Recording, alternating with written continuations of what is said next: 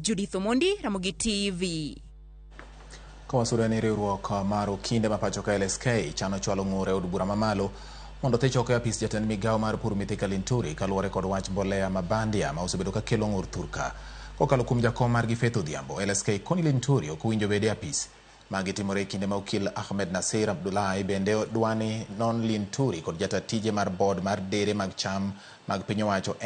NCPB Joseph Kimote kotenre kod wach mbolea mabandia no.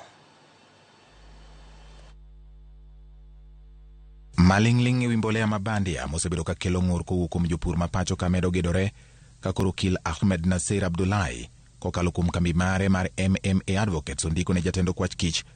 mondo nono matut jatend migawo mar pur Mithika Linturi kod jata tije dere mag cham mag piny owacho NCPB Joseph Kimote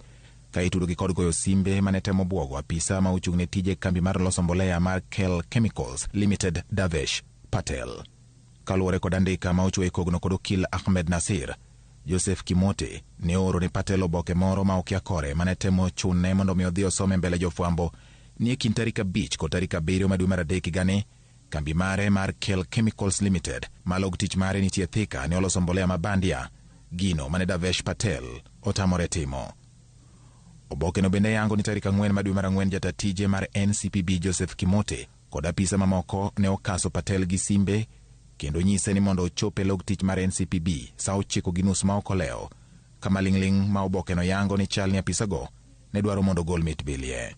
Kopogore kod tend NCPB, jatend migawo mar pur Mithika Linturi bende ne ogocho ne Davesh Patel tarik 11 kod 12 mar dwe ni mar 4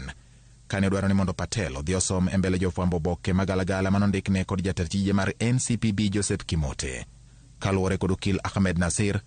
Patel ne otamore somo oboke no, gino machal ne owang'o i Mithika Linturi ma tarik 12 dwe ni mar 4 ne odhi nyaka e log tich mar kambi no Thika kendo golo chik mondo lore.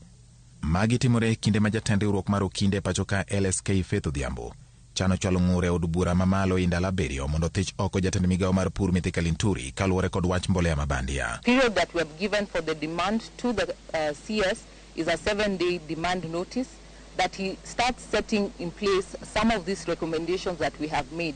because we need to see action. He's responsible for that ministry, and we cannot keep seeing the ping-pong games that are going up and about. We need to see answers. We need to see recommendations being made, and how can farmers who have since been affected by this scandal be given reparations for the same. Weche mawuok kotenre kod mbolea mabandia i pacho ka medo keto jatend migawo mar pur Mithika Linturi kod tend board ma ochung' ne chame pacho ka NCPB kama diny,